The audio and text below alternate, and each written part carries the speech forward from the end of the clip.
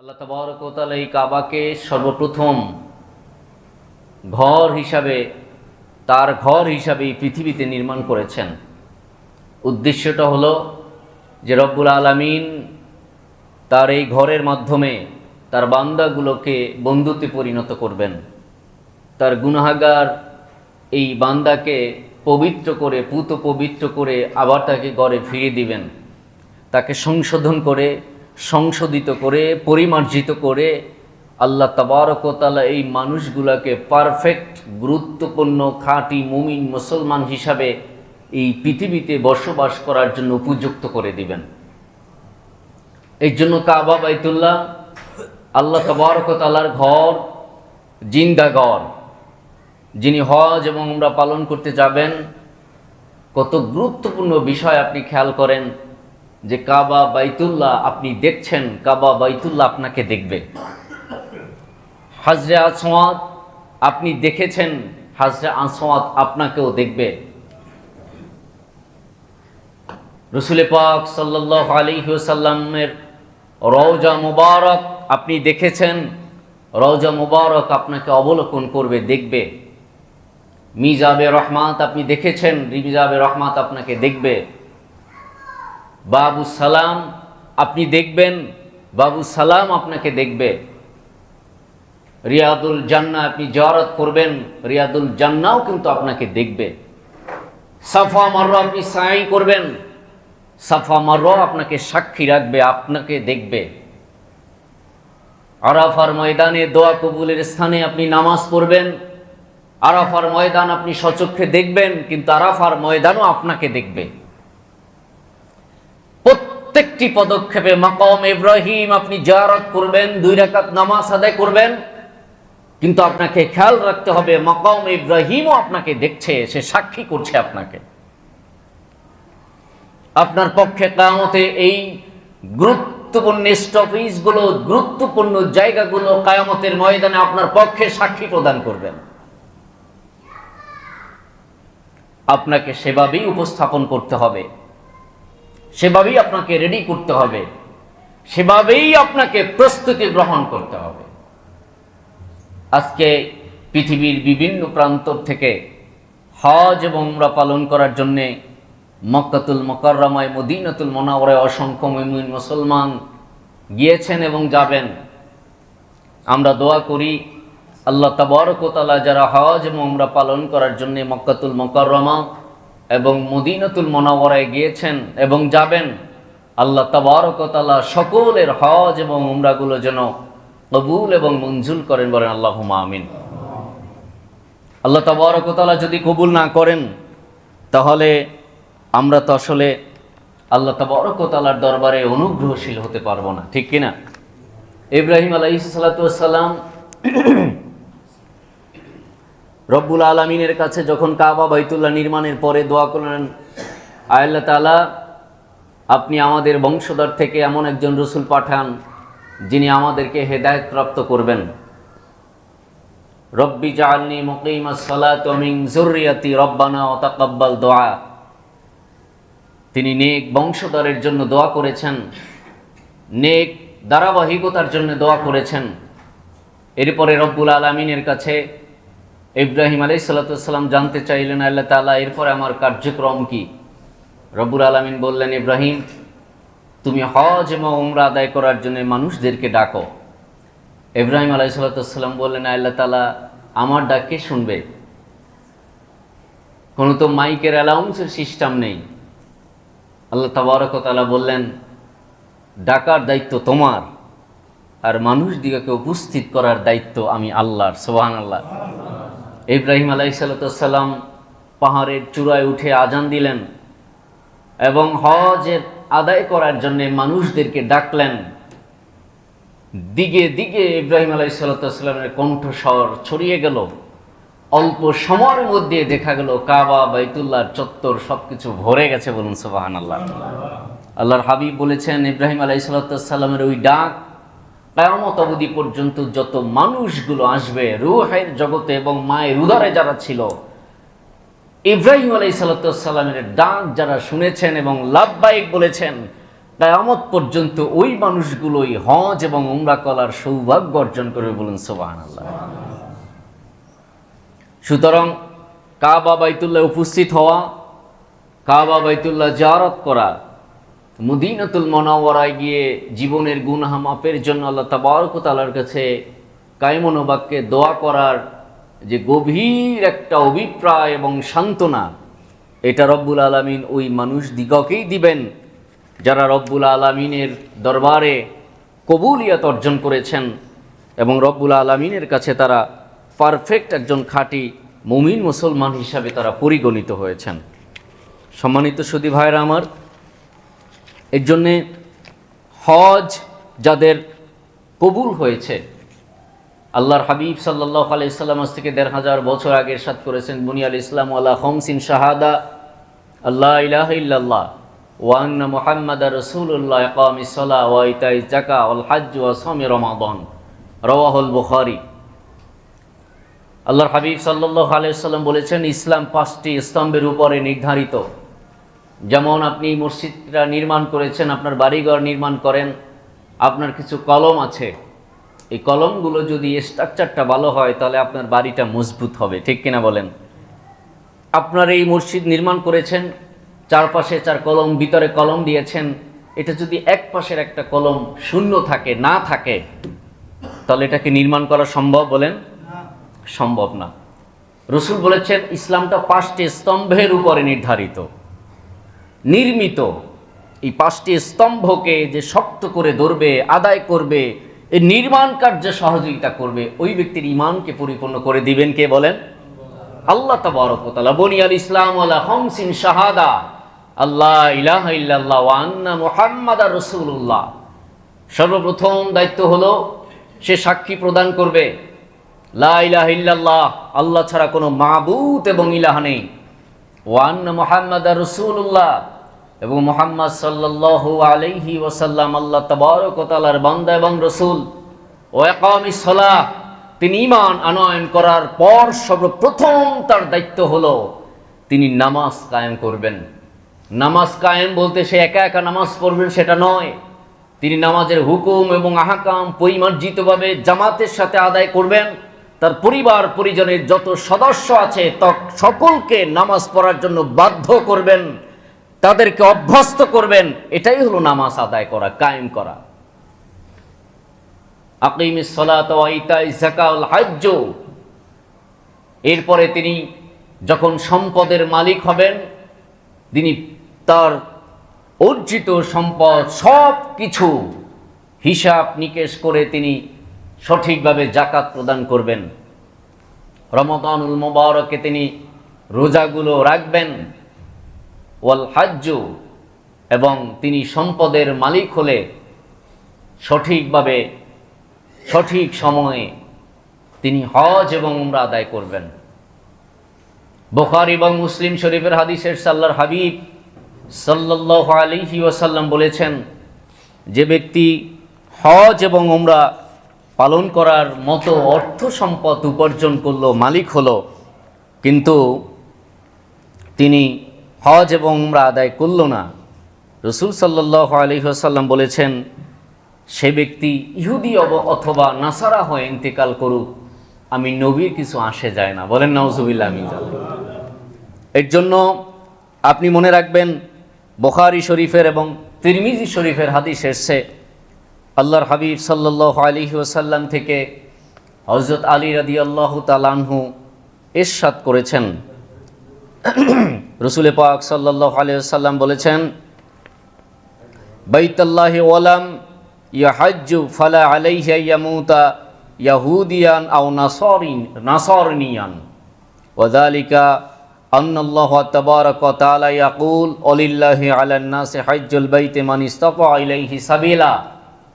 আল্লাহ রাসূল সাল্লাল্লাহু আলাইহি ওয়াসাল্লাম বলেছেন, যে ব্যক্তি হজ এবং উমরা পালন করার সামর্থ্য অর্জন করলো, অর্থাৎ সেই পরিমাণে অর্থের মালিক হলো, কিন্তু তিনি হজ এবং উমরা আদায় করলো না, সে ইহুদি অথবা নাসারা হয়ে ইন্তেকাল করুক, আমার নবীর কোনো আসে যায় না। এরপর রাসূল সাল্লাল্লাহু আলাইহি ওয়াসাল্লাম রব্বুল আলামিনের তরফ থেকে আয়াতে কারিমা তেলাওয়াত করলেন, ওয়ালিল্লাহি আলান নাস হজ্জুল বাইত মান ইসতাতা ইলাইহি সাবিলা, যারা অর্থ সম্পদের মালিক হবে তাদের জন্য উদ্দেশ্য হলো, তাদের কর্তব্য হলো সামর্থ্য অর্জন করার পরে হজ এবং উমরা আদায় করা। আল্লাহর হাবিব থেকে সুনানে দারিমে এবং তিরমিজি শরীফে আরেকটি হাদিস এসেছে, রসুল সাল্লাল্লাহু আলাইহি ওয়াসাল্লাম বলেছেন, মান লাম ইয়ামনাহু মিনাল হজ্জে হাজাতান যাহিরাতুন আও সুলতানুন জায়রুন আও মারাদুন হাবিসুন ফামাতা ওয়ালাম ইয়াহুজ্জা ফালিয়ামুত ইনশা ইয়াহুদিয়া ওয়ান নাসারা ওয়া ইনশা নাসারানিয়া। রসুল বলেছেন, এমন যদি অবস্থা হয় যে জালিম শাসক আছে, যে তোমাকে পারমিট করে না, ভিসা দেয় না হজ এবং উমরা আদায় করার জন্যে, অথবা তুমি মারাত্মক অসুস্থ, তুমি বাহনে চড়তে পারো না, এমন অসুস্থ তুমি বাহনে অথবা গাড়ি ঘোড়ায় চলতে পারো না, তুমি দীর্ঘ সফরে তুমি অসুস্থ হয়ে পড়েছ, দীর্ঘ সফরের জন্য তোমার শারীরিকভাবে উপযুক্ত নয়, এই দুইটি কারণ ব্যতীত যদি তুমি টাকার মালিক হয়েছ, সম্পদের মালিক হয়েছ, কিন্তু হজ এবং উমরা আদায় করো নাই, রসুল বলেছেন এটা তার ইচ্ছাধীন, সে ইহুদি অথবা নাসারা হয়ে মারা যাক, এটা আমি নবীর কিছু আসে যায় না। আপনি বুঝতে পারছেন যে হজ এবং উমরাটা রব্বুল আলামিনের কাছে কত গুরুত্বপূর্ণ বিষয়। যদি সেই সামর্থ্যবান ব্যক্তিরা হজ এবং উমরা আদায় করতে না পারে, তাহলে রব্বুল আলামিন তাকে তার উপর থেকে সকল দায়িত্বগুলো উঠিয়ে নেবেন। কিন্তু হ্যাঁ, যদি কেউ অসুস্থ হয়ে যায় অথবা মাজুর হয়, অথবা আমাদের মধ্যে কেউ নাবালেগ শিশু থাকে, তাদের তরফ থেকে কিভাবে হজ উমরা আদায় করা যাবে, রসুল পাক সাল্লাল্লাহু আলাইহি ওয়াসাল্লাম সেটাও আমাদেরকে জানিয়ে দিয়েছেন। বুখারী এবং মুসলিম শরীফে হাদিস বর্ণিত হয়েছে, রসুল পাক সাল্লাল্লাহু আলাইহি ওয়াসাল্লামের কাছে এক সাহাবী খাসআম গোত্রের একজন মানুষ আল্লাহর হাবিবের কাছে প্রশ্ন করলেন, আলা ইবাদি ফিল হজ্জে আদরাকতু আবি শাইখান কাবীরান লা ইয়াসবুতু আলা রাহিলাতি আফা হজ্জু আলাই। তিনি বললেন, ইয়া রাসূলুল্লাহ, আমার পিতা অত্যন্ত দুর্বল এবং বৃদ্ধ হয়ে গেছে, তিনি বাহনে চড়ার মতো তার শারীরিক উপযুক্ততা নেই, আমি কি তার তরফ থেকে হজ উমরা আদায় করলে আদায় হয়ে যাবে তার? রসুল পাক সাল্লাল্লাহু আলাইহি সাল্লাম বললেন, ক্বালা নাম ওয়া যালিকা ফি হজ্জিল ওয়াদা। রসুল বললেন, হ্যাঁ, তুমি যদি তোমার বৃদ্ধ পিতা অথবা তোমার কোনো আত্মীয় স্বজন বৃদ্ধ হয়ে গেছে, যিনি হজ এবং উমরা আদায় করার মতো সামর্থ্য নেই, শারীরিক সক্ষমতা নেই, তার তরফ থেকে অন্য যদি কেউ হজ উমরা আদায় করে, তাহলে আল্লাহ তাবারক ওয়া তাআলা তার তরফ থেকেই হজ উমরা আদায় করার সওয়াব দান করবেন। মুসলিম শরীফের তারা বলল, আমরা মুসলমান। অতবার জিজ্ঞেস করলো, আপনি কে? তিনি বললেন, আমি আল্লাহ তাবারক ওয়া তাআলার রাসূল। তখন একজন মহিলা একটি শিশুকে উঁচু করে ধরলেন আর জিজ্ঞেস করলেন, ইয়া রাসূলুল্লাহ, এই শিশুর তরফ থেকে কি হজ আদায় করা যাবে, অথবা এই শিশুটি কি হজ আদায় করতে পারবে? আল্লাহ রসুল সাল্লাল্লাহু আলাইহি ওয়াসাল্লাম বললেন, নাম ওয়া যালিকা ফি হজ্জিল ওয়াদা। তিনি বললেন, ক্বালা নাম ওয়ালাকে আজরিন ওয়ালাকে আজরুন। বললেন, হ্যাঁ, আদায় করা যাবে, কিন্তু এই নাবালেগ শিশু হজ এবং উমরা আদায় করার জন্য যত সওয়াব হবে, সেই সওয়াবটা তোমার আমলনামায় লিখে দেওয়া হবে। এর জন্যে আমি হজ উমরা আদায় করতে পারি, কিন্তু কবুল হবে কিনা সন্দেহ আছে। কিন্তু আমাদের সাথে যদি নাবালেগ শিশুরা থাকে, তাহলে আমরা বিশ্বাস করতে পারি, ইতিকাদ পোষণ করতে পারি, আত্মবিশ্বাস রাখতে পারি, এই নাবালেগের তরফ থেকে হজের কার্যক্রমগুলো রব্বুল আলামিন কবুল করে নেবেন। এবং ওই সওয়াবটা যদি আমার হয়, তাহলে অবশ্যই আল্লাহ তাবারক ওয়া তাআলা এর উসিলায় কাওয়ালাদাতু উম্মুহু, আল্লাহ তাবারক ওয়া তাআলা আমাদের গুনাহগুলো মাফ করে দিতে পারেন। ঠিক কিনা বলেন? রাসূল পাক সাল্লাল্লাহু আলাইহি ওয়াসাল্লাম থেকে হাদিস এসেছে তিরমিজি শরীফে, রাসূল বলেছেন, হজ এবং উমরা আদায় করলে আল্লাহ তাবারক ওয়া তাআলা তার সকল গুনাহগুলো থেকে পবিত্র করে দিবেন। আন আবি হুরায়রা রাদিয়াল্লাহু তাআলা আনহু قال قال النبي صلى الله عليه وسلم من حج فلم يرفث ولم يفسق غفر له ما تقدم من ذنبه আল্লাহ নবী বললেন, যে ব্যক্তি হজ এবং উমরা আদায় করলো, সকল পাপাচার এবং দুরাচার থেকে তার নিজের জীবনকে পবিত্র করে নিল, আল্লাহ তাবারক ওয়া তাআলা তার জীবনের পূর্বপর সকল গুনাহগুলো থেকে পবিত্র করে দিবেন। বলুন সুবহানাল্লাহ। আল্লাহর হাবিব থেকে বুখারী শরীফের হাদিস বর্ণিত হয়েছে, আন আবি হুরায়রা রাদিয়াল্লাহু তাআলা আনহু قال قال النبي صلى الله عليه وسلم من حج لله فلم يرفث ولم يفسق رجع كيوم ولدته امه। রাসূল বলেছেন, যে ব্যক্তি হজ এবং উমরা আদায় করার জন্য গেল, অশালীন কথাবার্তা এবং গুনাহ থেকে সে নিজেকে পবিত্র রাখলো, হজের সকল কার্যক্রমগুলো সে সঠিকভাবে আদায় করলো, আল্লাহ তাবারক ওয়া তাআলা তার জীবনের গুনাহগুলো থেকে এমনভাবে পবিত্র করবেন, মাসুম করবেন, কা ওয়ালাদাতু উম্মুহু, সে যেন এইমাত্র পৃথিবীতে মায়ের গর্ভ থেকে আগমন করেছে। বলুন সুবহানাল্লাহ। এর জন্য আল্লাহর হাবিব সাল্লাল্লাহু আলাইহি ওয়াসাল্লাম বলেছেন, আন আবি হুরায়রা রাদিয়াল্লাহু তাআলা আনহু قال আন্না রাসূলুল্লাহ সাল্লাল্লাহু আলাইহি ওয়াসাল্লাম قال আল উমরাতু ইলাল উমরা কাফফারাতুন লিমা বাইনাহুমা ওয়াল হজ্জুল মাবরুর লাইসা লাহুল জাযাউ ইলাল জান্নাহ। আল্লাহর হাবিব সাল্লাল্লাহু আলাইহি ওয়াসাল্লাম বলেছেন, এক উমরার পর আরেক উমরার মধ্যবর্তী সময়ের সকল গুনাহ জন্য কাফফারা হয়ে যায়। অর্থাৎ আপনি উমরা করেছেন, এই উমরার পরবর্তী সময় থেকে পরবর্তী উমরা করার পূর্ব পর্যন্ত আপনার আমার তরফ থেকে যত গুনাহ সংগঠিত হয়েছে, আল্লাহর হাবিব বলেছেন আল্লাহ তাবারক ওয়া তাআলা এই উমরা করার বদৌলতে পূর্বপর সকল গুনাহগুলো থেকে তাকে পবিত্র করে দিবেন। এরপর আল্লাহ রসুল বলেছেন, হজটা হলো, আল্লাহর হাবিব সাল্লাল্লাহু আলাইহি ওয়াসাল্লাম বললেন, হজটা হলো তাকে জান্নাতে যাওয়ার অন্যতম মাধ্যম। অর্থাৎ হজ আদায় করলো, আল্লাহ তাবারক ওয়া তাআলা তার জন্য অপেক্ষা করবেন তার মৃত্যু অবধি পর্যন্ত, মৃত্যু পর্যন্ত, মৃত্যুর সাথে সাথে তাকে জান্নাতে পৌঁছে দিবেন। সম্মানিত সুধী ভাইরা আমার, এই জন্য হজ এবং উমরা আদায় করার জন্য আমাদের বেশি পরিমাণে আক্ষেপ এবং দোয়া থাকা দরকার, আমাদের বেশি পরিমাণে দোয়া করা দরকার। হজটা হলো আল্লাহ তাবারক ওয়া তাআলার জ্বলন্ত একটা নিদর্শন।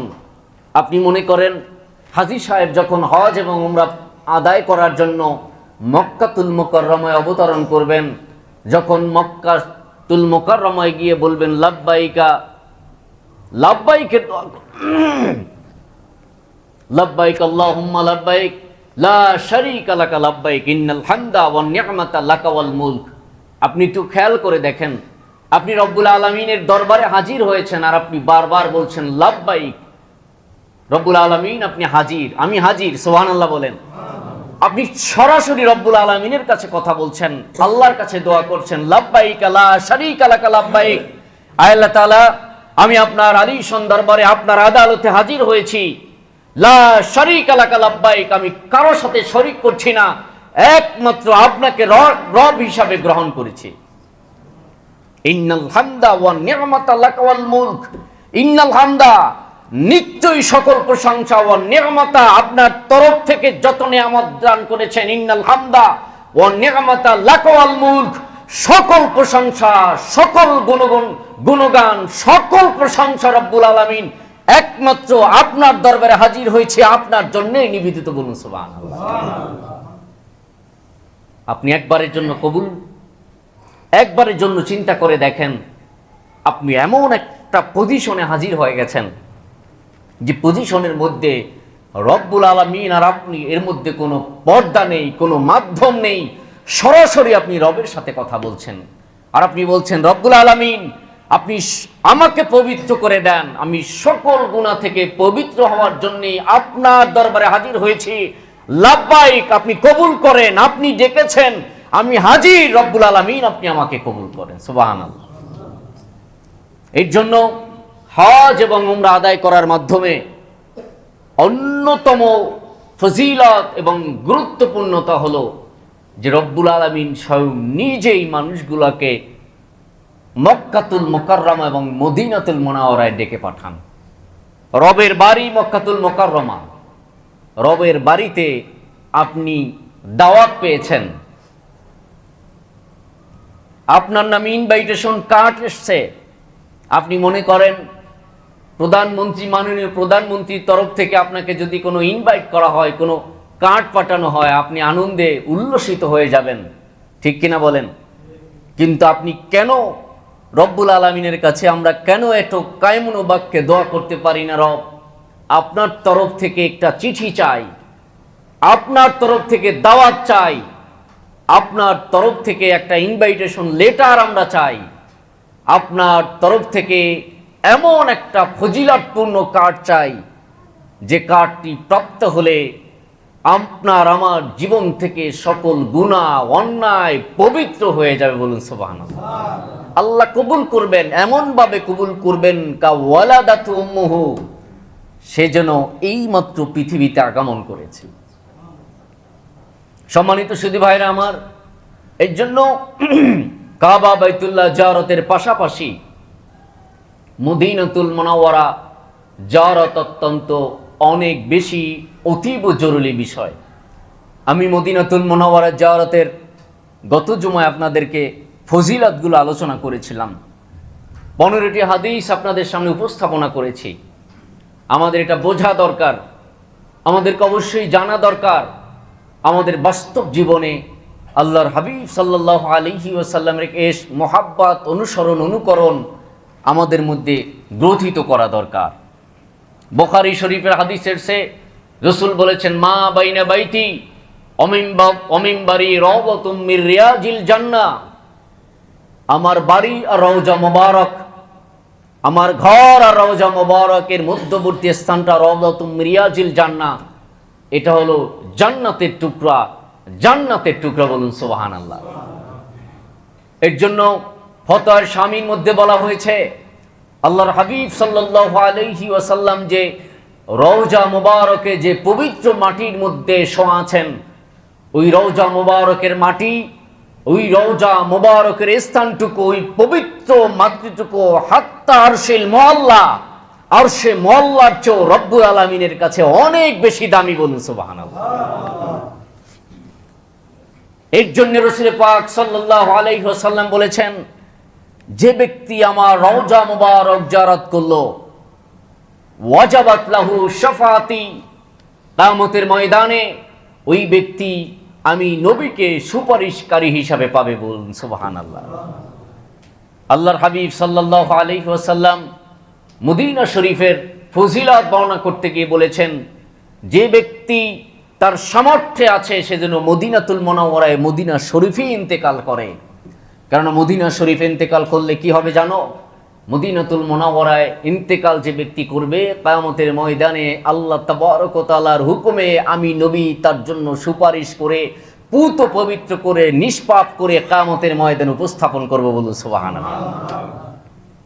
এর জন্য ইমাম মালিক রাহমাতুল্লাহ আলাইহি মদিনার অধিবাসী ছিলেন, দীর্ঘ বছর মদিনাতুল মুনাওয়ারায় কাটিয়ে দিয়েছেন, হজ করতে পর্যন্ত মক্কাতুল মুকাররমায় যান নাই এই হাদিসের উপর আমল করার জন্য।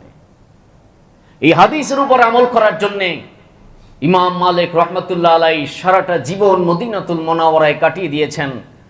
ইমাম মালিক এমন একজন জবরদস্ত ওলিয়ে কামেল এবং মুহাদ্দিস ফকিহ ছিলেন, তিনি 12 লক্ষ হাদিসের হাফেজ। বলুন সুবহানাল্লাহ।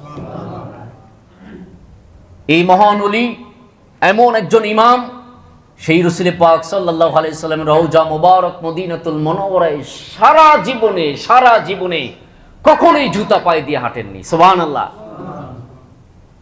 এই মরুময় কণ্ঠ কাকীর্ণ মদিনাতুল মুনাওয়ারা, আপনি 100 বছর আগের মদিনাতুল মুনাওয়ারার হিসাব যদি করেন, তাহলে এত সুন্দর কারুকার্য মণ্ডিত, সৌন্দর্য মণ্ডিত, এত যোগাযোগ ব্যবস্থা কোনো কিছুই ছিল না। পাথরময় মরুভূমি ছিল। এই মরুভূমিতে কখনোই মদিনাতুল মুনাওয়ারায় ইমাম মালিক জুতা পায়ে দিয়ে হাঁটে নাই। শীতের দিনে বরফ জমতো মদিনাতুল মুনাওয়ারায়, এখনো জমে। এই বরফের মধ্যে ইমাম মালিক খালি পায়ে হেঁটেছেন। তিনি বলতেন মদিনাতুল মুনাওয়ারায় পাগলের মতো অলিগলিতে ছুটতেন, আর বালুগুলো, এই ধুলা ময়লাগুলো নিজের শরীরের মধ্যে মাখতেন। আর ইমাম মালিক বলতেন, আয় আল্লাহ তাআলা, আমি জানি না আমার নবী পাক সাল্লাল্লাহু আলাইহি ওয়াসাল্লাম কোন অলিগলিতে হাঁটাচলা করেছেন, আমি চাই নবীর ধুলায় আমি ইমাম মালিক ধন্য হব। এর জন্য আপনি আমাকে বলে দেন নবী কোন মাটিতে হেঁটেছেন, নবীর পায়ের ধুলা কোন অলিগলিতে আছে, আমি ইমাম মালিক সেই ধুলা আমার শরীর মোবারকে শরীরের মধ্যে লাগিয়ে আমি আমার জীবনকে ধন্য করতে চাই। সম্মানিত সুধী ভাইয়েরা আমার, এর জন্য আল্লাহর হাবিব সাল্লাল্লাহু আলাইহি ওয়াসাল্লামের পদধূলিতে ধন্য হয়েছে যে সমস্ত অলিগলি, শুধু সেই অলিগলিগুলোই রব্বুল আলামিনের কাছে অনেক বেশি মূল্যবান শুধু নয়, আল্লাহর হাবিব সাল্লাল্লাহু আলাইহি ওয়াসাল্লামের থুতু মোবারক পর্যন্ত উম্মতের জন্য পাক, বলুন সুবহানাল্লাহ। ফতোয়া স্বামী দ্বিতীয় খণ্ডে ফতোয়া এসেছেন আল্লাহর হাবিব সাল্লাল্লাহু আলাইহি ওয়াসাল্লামের পেশাব মোবারক দিয়ে যখন তার দাসী পান করে ফেলেছিলেন, রাসূল পাক সাল্লাল্লাহু আলাইহি ওয়াসাল্লাম তাকে জান্নাতের সার্টিফিকেট করে দিয়েছেন। আল্লাহর হাবিব সাল্লাল্লাহু আলাইহি ওয়াসাল্লাম দাওয়াত অর্থাৎ প্রসাব মোবারক অতীব পাক এবং সর্বোচ্চ শেফা, বলুন সুবহানাল্লাহ। আল্লাহর হাবিব সকালে প্রশ্ন করলেন, এই পাত্রে যে পানি ছিল পানিটা কোথায়? আল্লাহর হাবিব সাল্লাল্লাহু আলাইহি ওয়াসাল্লামের প্রশ্নের জবাবে বললেন, ইয়া রাসূলুল্লাহ, আমি যখন পাত্রটা হাতে নিলাম আমি দেখলাম এই পাত্র মোবারক থেকে অনেক পরিমাণে মিশক অম্বরের ঘ্রাণ ছুটে গেছে। আমি ভেবেছিলাম এটা ফেলে দিব। আমি মনে মনে ভাবলাম যে পানি থেকে মিশক অম্বরের ঘ্রাণ আসে, ওই পানি কোনো সাধারণ পানি হতে পারে না, ওটা ফেলা যাবে না। আমি ওই পানিগুলো খেয়ে ফেলেছি, বলুন সুবহানাল্লাহ। আল্লাহ নবী বললেন, কি করলে এমন কাজ? ওটা তোমার পেশাব। এবার দাসী তাকিয়ে থাকলেন, ইয়া রাসূলুল্লাহ, আপনার পেশাব মোবারক এটা তো বুঝে আসে না, এটা তো অনেক বেশি সুগন্ধিযুক্ত ছিল। আল্লাহ নবী বললেন, ওই পেশাব মোবারক পান করার কারণে কিয়ামত অবধি পর্যন্ত তোমাদের বংশ পরম্পরায় সকলের শরীর মোবারক থেকে সুঘ্রাণ বের হবে। সকলের বংশ পরম্পরায় যত মানুষ কিয়ামত পর্যন্ত বংশ থেকে আসবেন, কিয়ামত অবধি পর্যন্ত ওই সকল মানুষের শরীর থেকে মিশক অম্বরের ঘ্রাণ আসবে, তাদের আতর খুশবু ব্যবহার করা লাগবে না। আর উহুদের ময়দানে নবীর দন্ত মোবারক যে শহীদ করেছিল, যে বংশ থেকে কিয়ামত পর্যন্ত ওই বংশ থেকে মানুষের মুখের মধ্যে আর দাঁত জন্মাবে না। এটা হলো নবীর রেশ, এটা নবীর মর্যাদা। নবী ক্লান্ত শ্রান্ত হয়ে পাহাড়ের পাদদেশে বসে আছেন। আল্লাহর হাবিব সাল্লাল্লাহু আলাইহি ওয়াসাল্লামের শরীর মুবারকা থেকে ঘাম ঝরছে, অনবরত ঘাম ঝরছে। হরিণী ছুটে আসলেন আল্লাহর হাবিব সাল্লাল্লাহু আলাইহি ওয়াসাল্লামকে একটু শান্ত করার জন্যে। দেখলেন আল্লাহর হাবিব গরমাক্ত শরীর মোবারকা থেকে অনবরত ঘাম ঝরছে। এবার হরিণী আল্লাহর হাবিবকে একটু সান্ত্বনা দেওয়ার জন্য তার জিহ্বা থেকে আল্লাহর হাবিব সাল্লাল্লাহু আলাইহি ওয়াসাল্লামের চোয়াল এবং গাড়ের পাদদেশ থেকে তার চর্বিত থেকে তার ঘামগুলো চেটেছে হরিণ খেয়ে ফেলল। আল্লাহর হাবিব ঘোষণা করলেন, ও হরিণ, এমন কোন কাজ করেছো এই কাজের জন্য কিয়ামত পর্যন্ত তোমাদের মর্যাদা আল্লাহর দরবারে অনেক বেশি হয়ে যাবে। রাসূল পাক সাল্লাল্লাহু আলাইহি ওয়াসাল্লামের গাম চর্বণ করার কারণে, গাম চেটে খাওয়ার কারণে আল্লাহ তাবারক ওয়া তাআলা হরিণীর পেটের মধ্যে কস্তুরী তৈরি করে দিয়েছে। এই কস্তুরীটা কেমন জানেন? 70 ফুট নিচে রাখবেন, মাটি অতল গহ্বরে 70 ফুট নিচে পুঁতে রাখবেন। এরপরও 70 ফুট উপরে বসে আপনি কস্তুরীর সুঘ্রাণ স্পষ্টভাবে আপনি পেয়ে যাবেন। এই কস্তুরীটা হলো রাসূল পাক সাল্লাল্লাহু আলাইহি সাল্লামের গাম মোবারক থেকে উৎকলিত, বলুন সুবহানাল্লাহ। আপনি অবাক হবেন, আল্লাহর হাবিব সাল্লাল্লাহু আলাইহি ওয়াসাল্লাম যে উটের উপরে চড়তেন, যে ঘোড়ার উপরে সাওর হতেন, ওই সাওরকৃত ঘোড়ায় যে পায়খানা করত, ওই পায়খানার যত মর্যাদা, ওই পায়খানার যত সুঘ্রাণ, কিয়ামত অবধি পর্যন্ত সকল উম্মাহের সকল মর্যাদা মিলালেও একটা গোরার, আল্লাহ নবীর ব্যবহৃত গোরার পায়খানার সমতুল্য মর্যাদা হবে না। আর আমরা এই জমানায় এসে বলি মোহাম্মদ, নাউজুবিল্লাহ বলেন, মোহাম্মদ আমাদের মতোই মানুষ। আমরা বলতে চাই মোহাম্মদ যে দায়িত্বগুলো অসম্পূর্ণ রেখে গেছেন সে দায়িত্ব আমরা পালন করি, নাউজুবিল্লাহ। আমরা বলতে চাই মোহাম্মদ আমাদের মতোই মানুষ ছিলেন। আমরা ভুলে ফেলি মোহাম্মদ জীবনে অনেক গুনাহ করেছেন, অন্যায় করেছেন, পাপ করেছেন, বলেন নাউজুবিল্লাহ। আমাদের মতো মানুষরা সেটা বলে। সম্মানিত সুধী ভাইয়ের আমার, আল্লাহ তাবারক ওয়া তাআলা আমাদের অন্তঃকরণে হজ এবং উমরা আদায় করার মানসিকতা এবং আল্লাহর হাবিব সাল্লাল্লাহু আলাইহি সাল্লামের রওজা জিয়ারতের ঐকান্তিক আকাঙ্ক্ষা আল্লাহ তাবারক ওয়া তাআলা আমাদের মনের মধ্যে জাগ্রত করে দিক। বেশি বেশি দোয়া রব্বুল আলামিনের কাছে করার তৌফিক দিক। এক জীবনে বারবার হজ এবং উমরা আদায় করে আমাদের জীবনের গুনাহগুলো মাফ করে রব্বুল আলামিনের কাছে আমরা যেন একজন নিষ্পাপ বান্দা হিসেবে উপস্থিত হতে পারি। আল্লাহ সে সুযোগ এবং তৌফিক আমাদেরকে নসিব করবে, বলুন আল্লাহুম্মা আমিন।